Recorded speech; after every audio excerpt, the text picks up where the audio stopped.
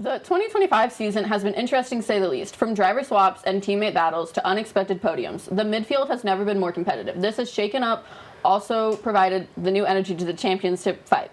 The title race is closer than ever. Welcome back to Penn State Sports Night. I'm Christina Rutherford, joined by Parker Mirzayan and Marina Contreiras. Over the past few races, we've seen some interesting podiums, with Carlos getting P3 in Baku, Isaac P3 in Zandvoort, and Nico Hulkenberg in a stake getting P3 in Silverstone. What are your guys' thoughts on this new competitive midfield? I think it's the perfect example of the cost cap is working. This is exactly why they introduced the cost cap, to limit how much teams can spend so that teams like this can actually fight for a podium every once in a while. And granted, a lot of these weren't entirely on pure pace, like Nico's, people had to crash in front of him, DNFs and all that kind of stuff. But it's still extremely competitive, and I think it's really good also for the rookies, because we do see a lot of times rookies come into these younger teams. Granted, Nico is like the oldest driver, one of the older drivers on the grid, but for rookies like Isaac to actually get a chance to be able to be on the podium in his rookie year, I think it's incredible. It definitely acts as an equalizer, so it makes the race like way more interesting to watch and gives it new life. Because if I know, okay, McLaren's going to win this, and then maybe a Mercedes, I don't really pay as much attention to the front if it's for like a 10-second gap. But when you're watching these midfield battles, it just revitalizes the whole race. It's amazing. Yeah, I will also add Carlos's first smooth operation in Williams. Does it have the same ring as his first smooth operation in Ferrari? Absolutely not. But I think it was unexpected nonetheless, and I'm sure we all really enjoyed it last. Yeah, it's definitely switched up my predictions when I'm making them before the races.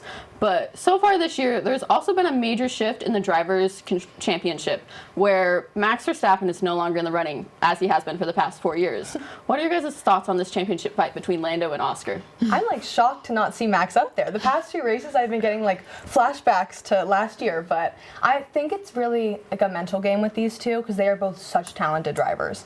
I do think that Oscar is a well-oiled machine, and he will keep functioning and being consistent, but we look at Azerbaijan, it wasn't his best result.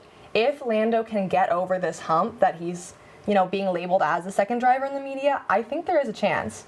I also don't want to count out Max Verstappen, because when you count out Max Verstappen, he comes and gets you. So I don't think he'll do great in Singapore, because with that car just doesn't really do great in Singapore. But I don't want to count him out yet, because he'll scare me. No, absolutely. I think, firstly, you said Max. Max is only 69 points behind. That is not unheard of. He has clawed back championship battles before. It's not impossible just yet. I will say it's very, very difficult, but it doesn't require Oscar to DNF a bunch of times or Lando to do super poorly. It requires the McLarens to continue to perform well on the podium. Just requires Max to be more consistent than they are and finish P1 in every single race of the remainder of the year.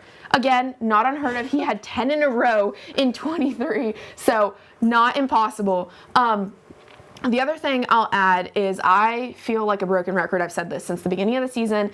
Oscar, for me, is just the more complete package. I think his ceiling is higher, and I just think he's a faster overall driver. Christina doesn't like it when I say it, but I think Lando, mentally, on the mental side, he's a little weaker. I think he has gotten there a little bit more as the season's progressed, but with only 25 points between them, I'm really interested to see how this pans out, and I really hope it does go all the way to Abu Dhabi. Well, I think it could go either way, and I do think with McLaren they do need to fix their pit stops, because Lando hasn't had a 2-second pit stop in 5 races.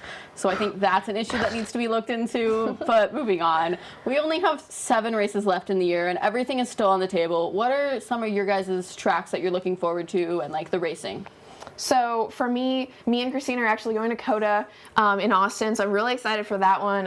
Hopefully take some pictures also. But on a racing perspective, I've always loved Interlagos in Brazil. Always a lot of fun wet races. We've seen wet qualifyings with even Kevin Magnussen taking a pole there a couple years ago. So anything can happen for me in Brazil. I also think Singapore is an interesting one because it's so different to the other tracks, and it requires so much of the drivers given how humid it is. I think it's 75% humidity, plus you're sitting right in front of a 50 degrees Celsius engine for, I don't even know the Fahrenheit, but it's very, very hot, and so it's very tough for the drivers. So I think that will be an interesting one as well.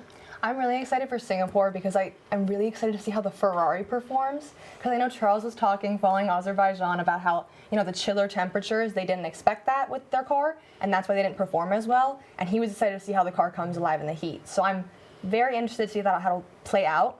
Obviously, Interlagos, it's a beautiful circuit, and I think it's just like a masterclass of driving, and they can really perform. And I'm from Nevada, so I have to say Vegas, but something always goes wrong. So we'll see how that goes. Yeah. Yeah, well, I personally hope we get to see some more exciting racing along the season and a fight for the championship. We'll have to see, but that's all for Marina Contreiras and Parker Mirzayan. I'm Christina Rutherford. Thanks for watching Penn State Sports Night. Hey everybody, thanks for tuning into this edition of Penn State Sports Night. For more content like this, be sure to subscribe to our YouTube channel, give us a like, and follow our socials down below. And as always, we are Penn State Sports Night.